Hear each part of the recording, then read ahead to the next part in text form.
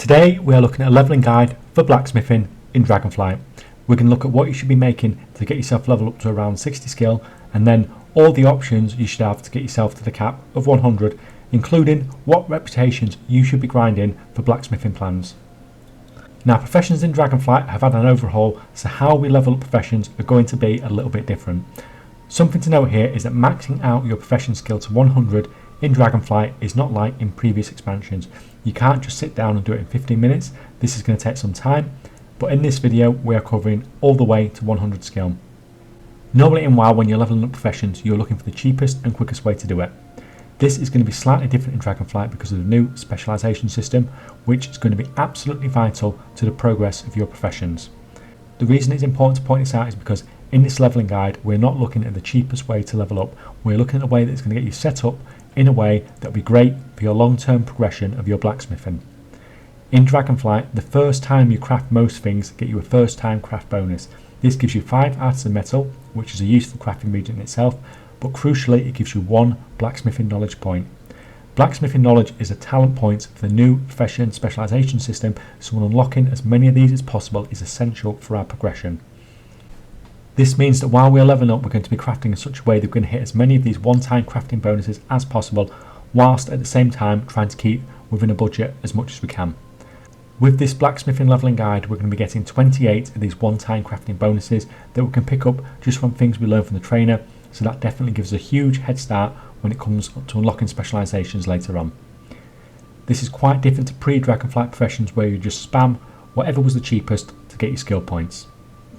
Our approximate list of materials to get our blacksmithing to around 55 to 60 skill is 400 Severite Ore, 180 Draconium Ore, 4 Khaz'gorite Ore, 4 Glossy Stones, 2 Awakened Fire, 150 Primal Flux, and there's also an Awakened Air in this list of materials, but I didn't use it on this time.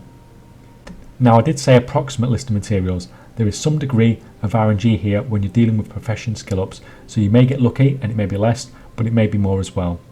Once we've finished this part of the profession leveling, we'll talk about all the plans that you can pick up in Dragonflight that will get you all the way to a cap of 100 blacksmithing skill.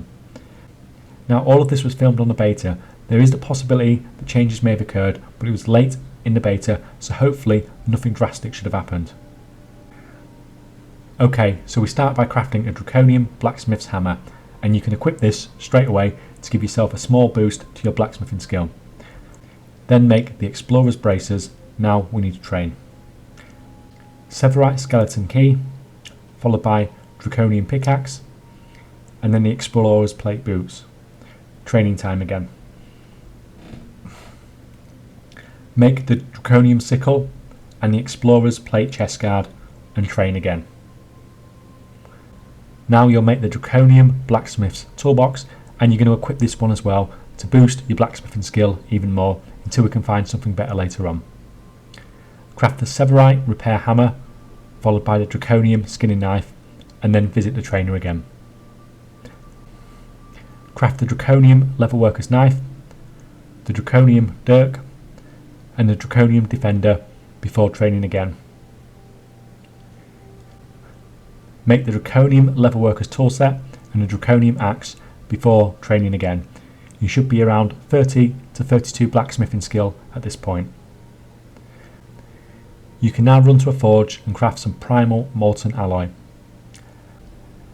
Back to crafting the Draconium Needle Set, Draconium Sword, Draconium Knuckles, and finally the Explorer's Expert Clasp before heading to the trainer again at around 37 to 38 blacksmithing skill.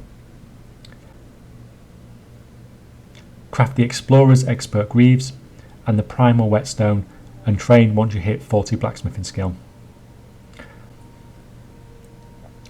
Make the Draconium Great Axe and the Explorer's Expert Gauntlets, and this should get you to 45 skill for training again. Craft the Draconium Silhouette, followed by the Explorer's Expert Spolders.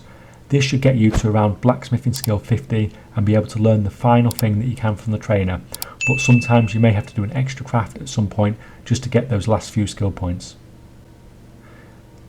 make the Draconium Great Mace and the Explorer's Expert Helm to take us to around 55 skill. From here, both the Draconium Great Mace and the Explorer's Expert Helm can take us all the way to 65 blacksmithing skill before they stop giving us skill points.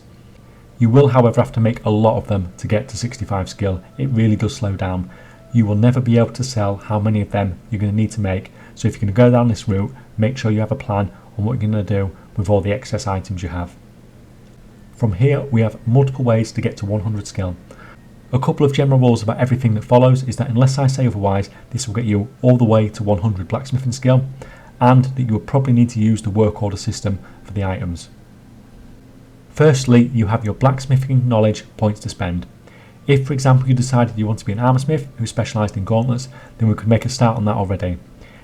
Now, because of the way we leveled up, you probably have about 28 blacksmithing knowledge points that you could put 10 into armor smithing, 10 into fine armour, and 8 into gauntlets, and this unlocks the ability for us to craft molten gauntlets, which will take us all the way to 100 skill.